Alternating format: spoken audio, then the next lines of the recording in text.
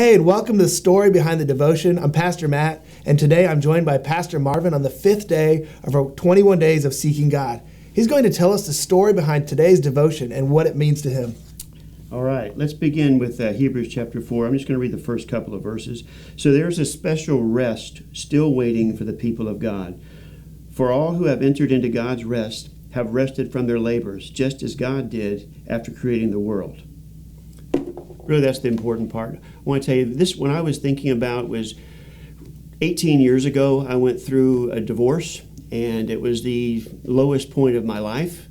Divorce, when you talk about for anybody that goes through that, it's you feel like an absolute failure as a husband, obviously, as a father who had tried to be the perfect father, all these things, and honestly had come out of the 4 years prior. I'd worked myself to death, and that's in the devotion. You'll see it.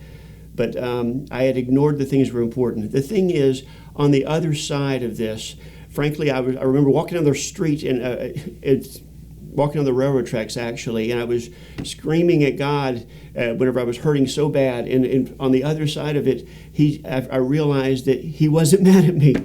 And then I looked in the Scripture, and I saw that He already approved of me. He already valued me. And it just blew me away that in the lowest point in my life, that He was there and He cared, and I could enter His rest. And I could, from there on, honestly, to this day, and for the rest of my life, for the next 60 years, if He'll let me live, I'm going to spend every day in His rest, not striving to try and earn His approval, because I already have it. That's really what I wanted to share. I do want to give you this last piece, and it says, so let us boldly come to the throne of our gracious God. There we'll receive His mercy, and we'll find grace to help us when we need it most.